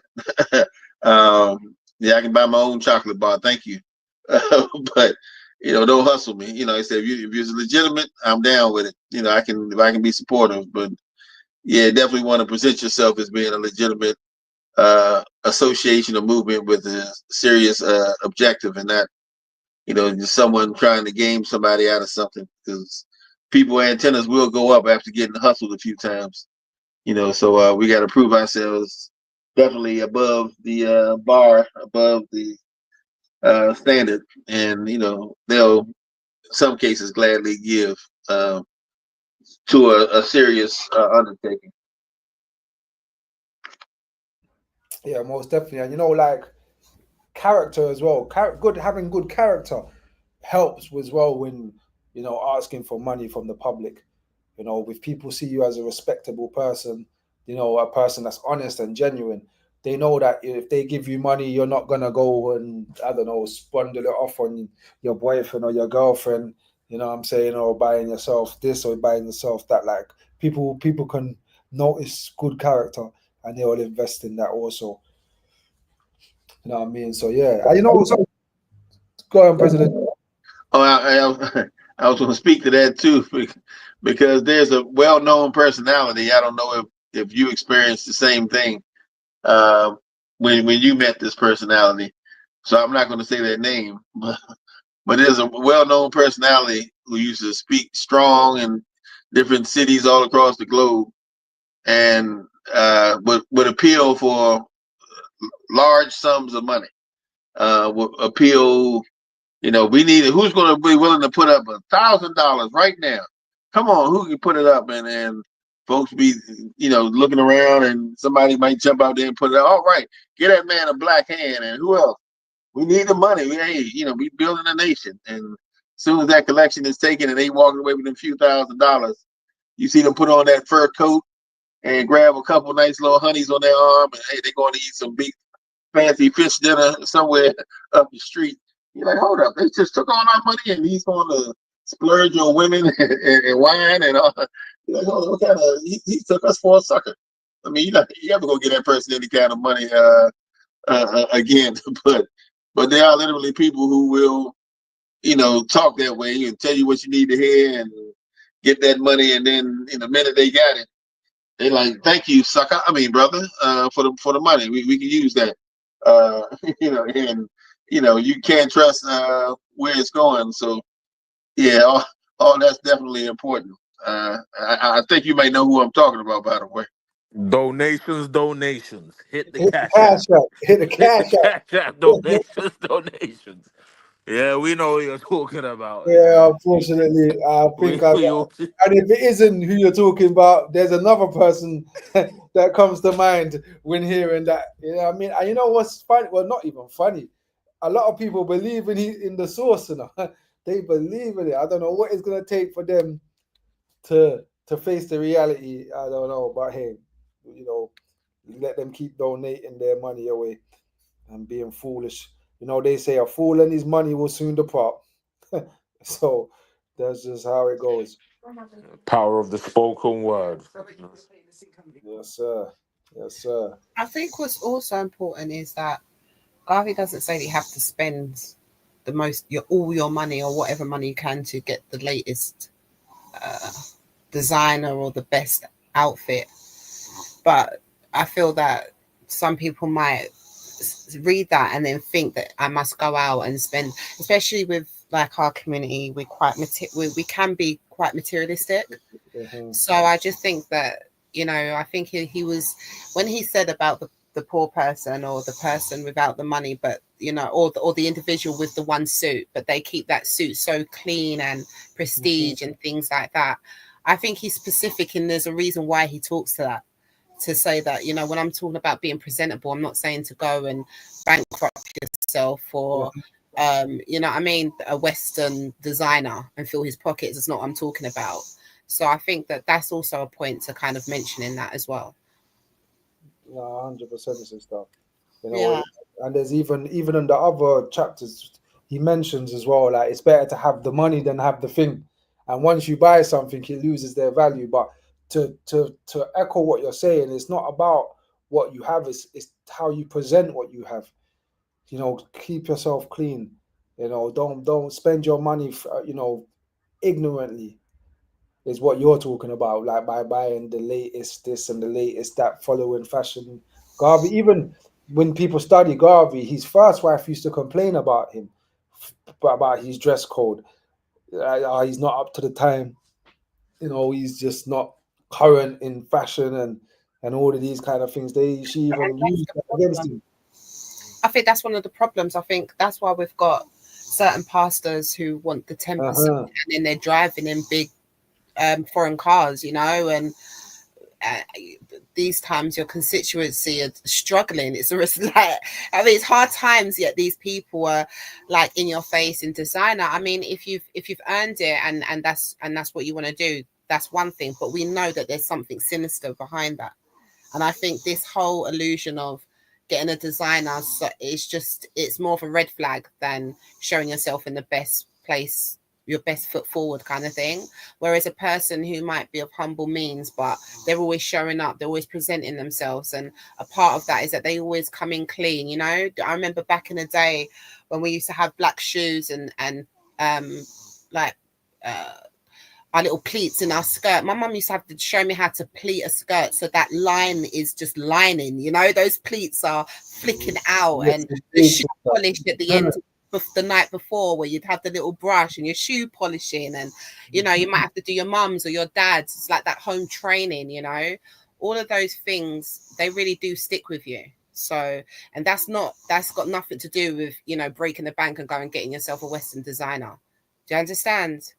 So Just adding to what you're saying, a lot of the time I find that people that go for these designers and that it comes from a lack of confidence in self, and they feel that if they have these designers, they have more confidence. The kind of confidence that Garvey has given us, you can wear from Primark and be confident with standing next to a man that's so-called spent money in Gucci or Fendi or wherever he is, but he's facts. confident in what he's That wearing. man's Is confidence clean. will be so bright, it'll outshine the man who just bought the other thing, because Yeah, he's got and no substance. take away those garments, that status from the other guy. He doesn't want to go nowhere. He's lack of confidence. He feels like a waste man. It goes back to certain people that feel that material things and money makes a man. Money has never made a man. You just a man with more money. Do you understand what I'm saying? Money has never made a man, but man makes money. A true man is a man anywhere in the world. Garvey talks about when he mentions going to prison, and he was talking about there's more criminals outside of prison than in prison. And if hell, he said, if heaven and hell are taught like how we're taught about, there's going to be more Christians in hell than they will be in heaven, or something along them lines. So we're not getting caught up in all of the extra stuff that a lot of our community, you know, get sucked into, trying to be somebody that we're not. Because even if you look at these so-called rich people, like I see them, and they wear these dusty shoes. They got their favorite Jordans or whatever it is that they wear. Not even Jordans, normally Forces, and they run their beat down Force. They're just beat down, but they got money. But there's us now. Spend $2,000, $3,000 on a bag with no money in it. There's not a pound in that purse. Do you understand, man? I remember back in our day, I don't know if you remember this race first, we used to rock the Averex jackets. Man would spend his last to go get the little Averex jacket, have no money in his pocket. We're people, we're materialized I like that. remember But them Avrex, boy, them leather Avrex, Yeah, they were money as yeah, well. they're back in absolutely. fashion as well. They come back, they're back again, but they're I'm not as so heavy. glad I kept mine. I got Avrex. What if you? I I got a little girly one. I didn't have the money for the nice. big leather thing, but I had a No, but little if you a little still fat got that, yeah, you could probably sell that for a couple grand now. If you could, I wish I still had my Vexes. I would be rich. I Mm, would. They're worth money now. The original ones. retro. Yeah, but they've got the new absolutely. ones that are not so heavy now. So it's like it's less leather. So it's a new, and they're going for like a grand, 2 grand. Like I was looking at one, the white USA one, the other day, and it was like I saw it for like 1.4, 1.5 for a jacket. It's like damn. But this is the thing, if you're going to go for affluence and start paying into things, back in the day, even like in our community, back in the day, like it was kind of a form of investment, because you're talking about serious gold when it was like proper gold and things like that. And I'm not saying that we're doing that now, but like you said about the Avrex, but we're not seeing things like that. When we're purchasing something for a high ticket price, we're literally purchasing it for the night.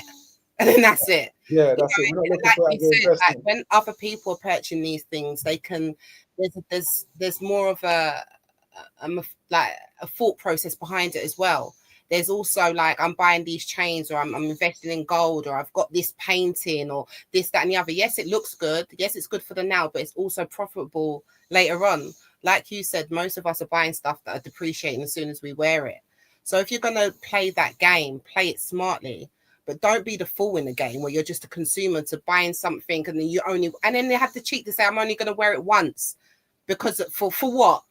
And like you said, you've barely got a pound, but there's no way you can wear this thing that cost you how much, at arm and a ling, and now you're only going to wear it once because everyone saw you once. Like, that's not confidence. That's moving and doing by whatever trend or whatever time is telling you how you should move. That's a lack of confidence, and it screams. Facts. Facts. The game's got to be in you, not on you. Yeah, that's it. Mhm. If you ain't got it, you ain't got it. You got to be born with it. You got to be born with it. But no, that's a fact. That's a fact. And we go through that understanding, because when you're young, you want things that everybody else has got. I get it, but the older you get now, you're supposed to understand that you live within your means. A wise person lives within his means. You live outside of your means, you're going to get yourself in problems, financial debt, all of these kind of things. And Garvey spoke about these things. Like I said to you, he said it's better to have the money than the thing, because the thing loses money once you bought it. So have your money. Money will, a £5 note or a £10 note will always be a £5 note or a £10 note. You know what I'm saying? And also just thinking to yourself, when you're purchasing this thing, why are you purchasing it? Especially if you can't afford it. Because more than not, if you're being honest with yourself, it's not for you. Because now when you're at home with this one jacket, but you can't eat. Do you know what I mean? So it ain't for you, because you're starving, miserable, and stressing. You gotta eat the jacket. So it must be for a jacket. So it must be for the feel of when you get to step out. Yes, It's for exactly. the girl to say, look at him with his jacket. It's the man do things Retail for the baby, therapy. Retail therapy. Retail therapy is a thing. Mm. It's actually a thing, but I know a lot of the time men do things for women's attention. Do you know what I mean? 98% of the thing. Yeah, so a man is just doing it for that one girl to say, "Oh, you look nice in your jacket." That made his day. that was worth it. That £1,000 you spent was worth it for that one girl. But go ahead, President General. No, well, y'all pretty much saying what I was going to say too. That I remember having that kind of conversation with my ex, who used to buy a lot of expensive things all the time, purses and handbags and expensive clothes and all this kind of stuff. And I used to talk to her about that, showing off, for other people, trying to get this. I'm not showing off for anybody else. I'm just doing this for me. Like, yeah. So you just, you just want to wear this for you around the house. You're not gonna wear it in public. Okay, so you're doing it for other people, basically trying to get their approval or whatever, their attention. But they're gonna be laughing at you when you're out on the street because you ain't got no place to stay. Because but you will be looking good. So I mean, I hope that goes a longer way because the insanity of us being obsessed with these things. Not Tupac. What's Kanye say they made us hate ourselves and love their wealth. That insanity of trying to be obsessed with this designer this and fancy that, and I used to have the same argument about when my ex used to she went to school. She was a science teacher. So anyway, she used to go to school, and some of the veteran science teachers there and other people in her circle had fancy Mercedes Benz, nice $75,000, $80,000, $100-some-thousand cars. So she decided, her little Camry wasn't good enough, so she wanted to get a Mercedes Benz, but she couldn't afford it because she wasn't making the money they were making. They had 150,000 coming in because they retired, and plus they were making, a job with 30 years experience, and she was only a few years in. I'm like, you can't live like them just because, but I deserve it. I'm like, yeah, but you can't afford it. That's what you need to think about. But boy, those, this is funny. And then, well, I guess I won't put all the business out there. But then she wound up getting a Mercedes and had to pay 30% interest on the thing, which for a car note, 30% interest is death. But she never wound up paying the thing off. But I mean, just to be so obsessed with having this image of a certain class or a certain symbol of wealth is ridiculous. That a lot of so-called intelligent people make some very poor decisions when it comes to matters like that. So we definitely have to be mindful of the value of things and not making decisions that's going to come back to bite us. Because I've seen a lot of people come into money who I thought they were set for life, and a few months later they they back in the poorhouse, and it just makes no sense. Yeah, that definitely doesn't make any sense. I think it just comes to mindset at that point. as you said. And I think it's the instant gratitude that we kind of all want as well. The society, I think the society's moved on from like, you know, earn it, you know, wait your turn. Now it's just instant. Everyone wants everything instant now. As you said, like she was looking around at her colleagues, and perhaps they could afford it because they've done their time. But she's just looking at it. She's like, I'm doing the same job and I want it as well. So I do think that is definitely kind of an issue within our community, especially like the current generation. Yeah, absolutely. Yeah, but you know, a lot of these lessons are, you know, it takes time to absorb and digest, and sometimes, unfortunately, we have to experience certain things, getting our head hit a few times before we really appreciate the deeper value of some of the principles and lessons that Mr. Garvey had himself learned over years of leading the largest, most successful Black mass movement in the history of the world. Um, a lot of things we learned, but the value of being able to digest all this wisdom is just too valuable, too important, you know, for us to overlook.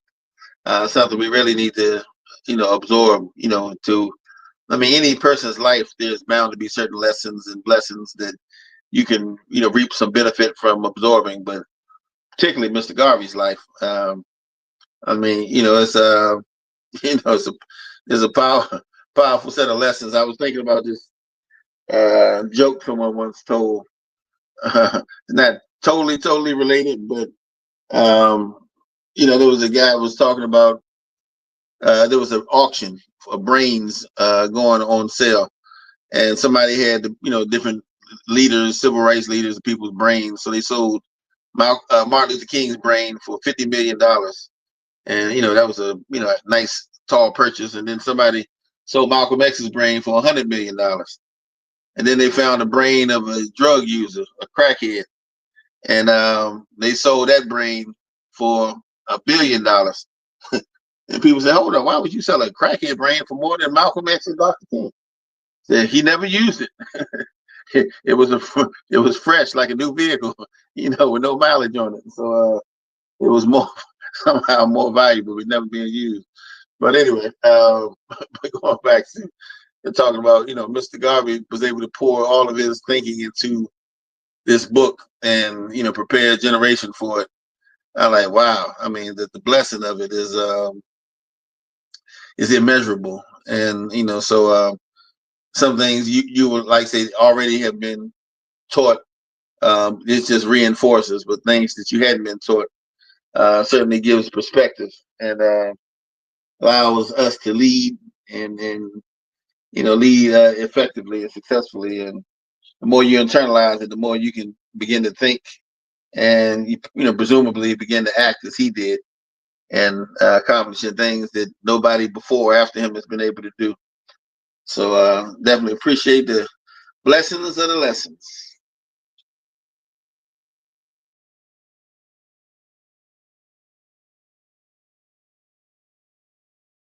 I think the fact that it kind of reinforces a lot of like home upbringing that we've had from a person who's achieved so much, it also reinforces the fact that it works, if that makes sense. Like these principles and these things that we all should really know. And if we don't know, and it's the first time us listening to it and it resonates with us, we should be following, because in the end, look at the results that it provided. You know, this one man and all of that he had accomplished just by sticking to these kind of principles. Oh yeah, absolutely. Yeah, it definitely is a roadmap of success, and yeah, we certainly be wise to follow it all the way.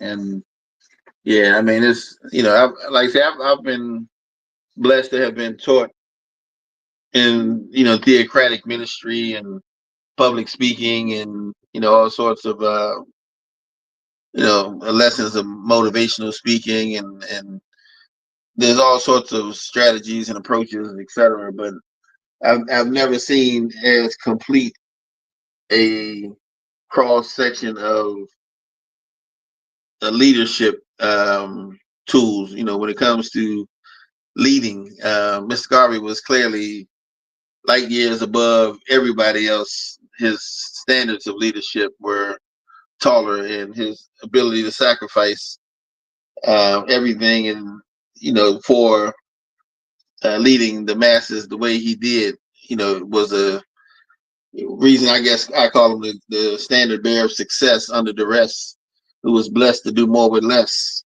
And he's the GOAT, the greatest of all time when it comes to leading us, the best who ever graced our race, will walk the third rock from the sun, bar none. And yeah, those who don't appreciate the value of this one, I feel sorry for you. Because if you're having leadership problems, I feel bad for your son. I got 99 problems. Leadership ain't one. Amen. Amen. Hallelujah. I just made that one up. I concur with that message. Yeah. Powerful. Powerful. Yes, indeed. We're moving up to the last 10 minutes now, anyway, brothers and sisters. So now is the time for you to get your last points out before we start wrapping it down. Yeah. Be like Marcus. Yes, indeed. They told me I should be like Jordan. I told them I want to be like Garvey. They said my race is not important, so I got my race and started a party. Yeah, I never heard that piece. Did y'all hear that one? The No, song. sir. You holding back on us now. Oh, I got to get you. A friend of mine made a song. I want to be like Garvey. Yeah, I gotta hip you all to that one. Yeah. We need we need some shirts to talk more about being like Mr. Garvey. I think that would go a long way too. But we got some things coming up. We got a mighty division in Florida that's about to kick some butt and take some names. Yes, indeed. So yeah, we're working on some things. Indeed. Looking forward to see what Philadelphia, Fort Lauderdale do. You know what I'm saying? I'm looking forward to that. Trying to get a division up in where are we talking? Birmingham in London. That's where the next one we want. Yeah, anybody who's within the sound of our voice, if they are interested in building a division in their area where none exists, hey, get in touch. Give us a call. Put it in the chat. Yes, indeed. Holler at your commissioner. Holler at your president general. Holler at your London president. I mean, let's get Sure. this happening. Let's get this happening. All right, we're gonna wrap it down. What you reading? Let's do what we're reading right now. Let's just do that. What's the week's reading? What's people reading for this week? Well, I'm re- go oh, ahead. go ahead, sir. Oh yeah. You know me. I'm reading everything. Right now, I'm reading this particular piece that it was a scholarly article that Dr. Emery Tolbert wrote back in the 80s on the federal surveillance of Marcus Garvey by the different agencies and authorities, State Department, Department of Labor, Shipping Board, all of them directed by the Department of Justice, FBI, etc. But there was also a lot of government agencies in different countries that were following and sabotaging and doing everything they can to destroy the movement. But it's a pretty well put together article that I may, share with you all. I was looking at it actually for getting some language out of it that I need for the film script that I'm working on for a feature film with Mr. Garvey. So, but anyway, yeah, that's what I've been combing through along with some older Negro World articles. I definitely encourage everyone to at least once, twice a week, if not like myself, every day, go through that Negro World newspaper and have a field day, enjoying all the information inside of the articles. In fact, I think I posted one in the president's group that dealt with the African invaders or squatters who were polluting the blood of the African people with all their diseases and whatnot. But some of these articles from back then under William Ferris and Fortune and Bruce and all these other personalities were some phenomenal writings and very inspirational writings at times. So anyway, keep myself submersed in the gospel as much as possible.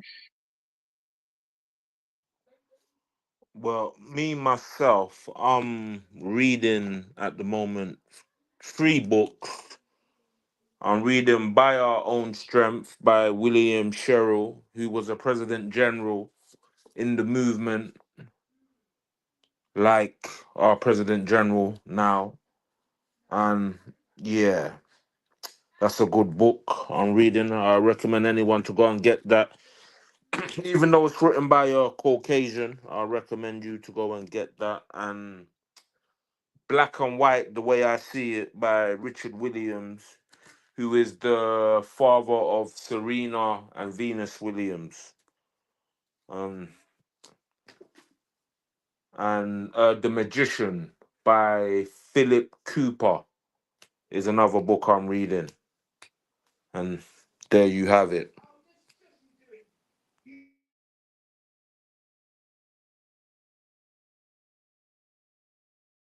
Okay, that's some good books there. What you gonna say? What was you gonna read? Say, sister. I see you unmuted. Yeah, sorry. Definitely trying to still work my way through the Constitution, but I'm also dabbling through Black Labour White Wealth as well, just because we've all got plans to do things in the background. So definitely looking into that as well, just dabbling back into. I had read it before, but it's fitting that I start looking back into it now. So Okay, Claude Anderson, yeah, that's a yeah, good book. That's a it good is. book. Yeah, Yes. yeah, yeah. You read Powernomics? Yeah. I haven't read that one as yet. All right, all right. Didn't know you were. All right, that's a good book. Anyway, you keep that up, sis. And particularly the Constitution, you Yes. just you know what to say there. Like, sis, big you up. Love Thank that. you. Thank you, President. I'm reading my own book. That's what I'm reading. So yeah, I'm trying to get that Garvey book. The speech is ready for launch in maybe February. So I'm just going through that again. I'm trying to reorganize it, get that ready. So that's what I'm currently reading. Can I ask, how do we find the Black World newspaper? The Negro World. I can Yeah. send you the link. I Oh, can send thank you. you. And that will have it from the first issue in. Nah, it doesn't got the first issue, but it's got a huge collection of them. Oh, that's brilliant. Yeah, Yeah, that would it's be got a really huge good collection. to see how the brothers and sisters used to communicate while they're doing their works. Uh-huh. Yeah, definitely. And there's a poem section in there. There's I think it's Spanish or French section in there, or both. So When yeah, you say a Spanish or French section, as in just a translation or just stuff that's happening in those continents. I think it's a translation still. Okay, cool. Yeah, Okay. they had some reports from different countries as well as they always start with the opening page of the Negro World was an article by Mr. Garvey, a weekly presentation or speech. So when you go to the French section or the Spanish section, they normally have that speech translated in Spanish and French. Then they have like 3 or 4 other articles coming from different areas of the world in those regions. Yeah. I'd look forward to doing that as well. Yeah, and the link to the Black New Yorkers it looked like they might have taken that down. I have to look at that page, but there's another link to the Negro World Online at the Center for Library Studies. I don't know if you had that one. I'm not sure. I think I had the one that you're saying now shut down. Yeah, Can you send this? Can you send it to me on a WhatsApp and I'll send it to them, everybody? yeah. I can do that. Yes, thank you very much. Yeah. We've reached the time, brothers and sisters. Is there anything anybody wants to say before we make our President General lead us out? I guess No, not. a great session. No, I was just going to say another great study session and great Garvey Day. Thank you very much, my sister. Yeah, I wanted to say one thing, but it's yeah, I think it's a question for another time. You It's sure? How can you slide off and then do no, that? no, because Yeah. you know what I was No. gonna say, but I know because it's for the President General, and it was about William Sherrill and why was he kind of left out in the history of the UNIA? Why was the I don't think he. that was Go ahead, President General. Yeah, he wasn't left out too much, but I hear you when you say he was underrated. You know, yeah. the author Kenneth Jolly actually consulted me on that book, kind of late in the writing of it, but he did consult me. I kind of gave him some information about him that he didn't have. But yeah, but he was actually quite celebrated in his time for a whole lot of reasons. You know, primarily because of his leadership in the UNIA, but he was a celebrated. He was quite a businessman even before he met Mr. Garvey. He had an organization of about 25,000 people himself before he met Mr. Garvey. He was a minister, a lawyer. You know, he was a banker. You know, he was doing all kinds of things. But when he joined the UNIA and started traveling to the League of Nations and all these things, that's when he kind of got more of an international political presence. You know, he was there at Nkrumah's inauguration and, you know, et cetera. I mean, he did a whole lot of great things. So in his day, he would have been quite popular. But 60 years later, nobody knows of him, you know, because he didn't make that mark. But and then, you know, when he took over presidency, I mean, when Mr. Garvey was incarcerated, he was acting president. But when Mr. Garvey died, and a few years later, you know, he was part of a group that broke off and continued to operate the UNIA separate from the original. He he was leader of the group, but he was up in age and kind of starting to get ill. So he had, you know, maybe not gotten all the respect he deserved. But in Detroit, particularly, oh yeah, he was a giant. He was, in fact, his son was the first black sheriff in Detroit. He was, his daughter was used to sing with Duke Ellington. In fact, she was the one who wrote, like, say, the words to "A Train," one of Duke Ellington's most famous songs. When she was 17, she started singing with him. And like, if you catch that A train, bam, bam, it's the quickest way to get to Harlem. Can you dig it? You know. Anyway, that's all her. But his whole family was giants. You know, his daughter used to be on, had her own TV show in New York, et cetera, et cetera. Used to travel the world singing. But yeah, there's all kinds of, you know, history connected to him. But people just didn't really know about him in this day and age. So it was important to bring some of his powerful speeches out and back to life. But he's definitely, you know, one of the biggest names in UNIA history alongside Mr. Garvey. You know, him, Henrietta Davis, and Marcus Garvey, I say the big top three, you know, with Amy, Jake, and, you know, Amy Ashwood possibly being third, you know, fourth and fifth, you know, but yeah, they're definitely some of the biggest names, you know, bar none.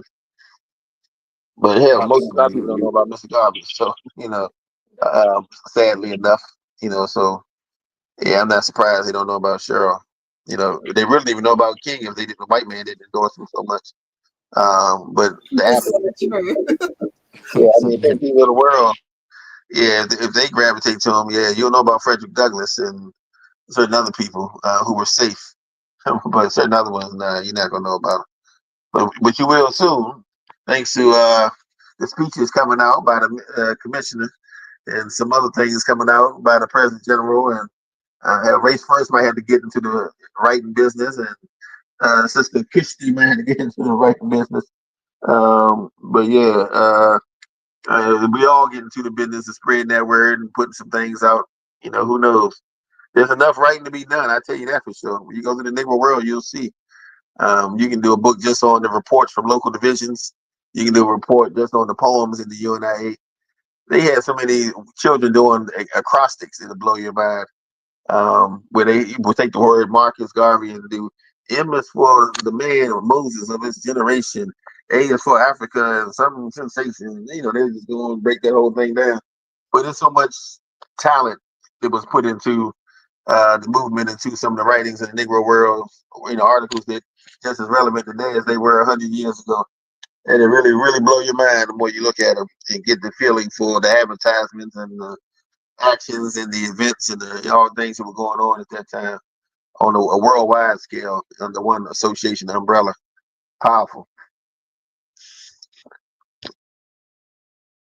I think that's the beauty of Garvey and then subsequently Garveyism is that there's just so much accomplishments and achievements. Like you said, we're not privy to, but it just never seems to stop. I find out about one thing and then, I come on a Sunday and I'm hearing about more accomplishments and things like that. So yeah, it's just something to really be proud of. And then again, you can see why the standards are so high, right? So. Oh yeah. And saying that, President General, probably going to need you to give me a forward for this book as well. Yeah, that will be appreciated. Oh yeah. I want to see what speeches you put together. Once I finalize that, I'll send it over to you, and you can have a look at it, and then you know exactly what to write, what you feel, and all the rest of it. That'll be nice. Yes, Oh, indeed. just before you go, any update on the Black Star Line? Not Black Star Line, the Black Man magazine. Did you manage? Not successfully yet, but okay, no problem. Still working on it. I've been working on it, but yeah, no one has no problem come through yet. No problem. I was going to say, President General, we're going to need some of those exclusive books that you have on your bookshelf somehow, some way. Raceburg seems to think that you're going to give us some. I told him that we ain't got a chance, but hey, we can go get some. So I said, all right. Well, I'm going to give you some pictures of them. That's what I said to him. Oh my gosh, that's exactly what I said to him. I said, he gonna send you some pictures. He don't mind sending you some pictures. Yeah, I got one or two copies that I normally try to buy 2 books once I know it's good. But yeah, there's a few. We want some of the old UNIA pamphlets and things like that. Oh yes, yeah, from old Black Man magazines and all that. Yeah. Well, not necessarily the Black Man magazine. Well, yeah, if you got the actual. Yeah, I got the actual original. Yeah. That would be nice. Yeah, but Negro World copy. Just one. Yeah, well, I don't have. I know someone who has it who may be willing to let it go, but my old mentor, after he passed, some things I'm getting from his wife, but yeah, I didn't press him for the Negro World he had, but yeah, I wanted that one just so I can reprint it and do some what do you call those? T-shirts. Do something. We can print the covers on T-shirts. Well, I was looking at the as a souvenir. Okay. To reprint a copy of it and circulate it with some events, but yeah, people can frame it, put it in their house. Oh yeah. Matter of fact, I ought to get back on top of doing the play or the short film, converting it to a play, and we can do a reading over the podcast and see what the audience thinks about it. But it might be something might be fun to do, and then we want to stage it and do a full stage production. Who knows? But yeah. So, anyways, some things to think about. But yeah. Anything else? Anyone wanted to say? No, that's me. I'm out. Then the floor is yours, President General, to lead us out. All right. Well, let me once again thank everybody for coming on, and the YouTube audience as well as the participants on the call. I want to end again, as always, with a few words to Mr. Garvey. This one deals with, I think I read it before, but it's pertinent to the subject we were dealing with today, of personality. Mr. Garvey said, quote, "Trace the causes of premature sickness and death, and you will find that God had nothing to do with it. They brought on the disease by violation of the code of God in nature. Some of you are so ignorant that you are giving the doctor $5 and $10 to get you better. And all that is wrong with you is that you've been so foolish that you have lived for 10 or 20 years without taking a little castor oil or salts. No wonder that your system is like a dirty machine.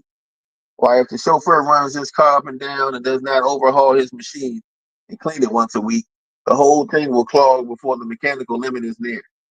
as the chauffeur has to clean and overhaul his machine, as an engineer who drives the ship across the deep sea at 16 miles per hour has to see the oiling and running condition of his engine. So in nature, God gave you intelligence to know that you ought to take care of your system and clean it out. You ought to take care of it at least once a month. Negroes wouldn't take medicine for 10 years and expect to be well. And when they get sick, that way they say, God's spirit has left me. What spirit wouldn't leave you? You ignorant, good for nothing lot. This is one of the things we should know. Instead of paying $20 for some doctor to physic you, you go and spend a dime for oil at the drug shop and clean yourself out. Because when a doctor writes that prescription in a language that you do not understand, he's giving you a diluted turpentine that you could buy for a cent and and a half, rather. But anyway, so yeah, sometimes it's better to be preventative. With make sure our health is strong and immune system is in good order.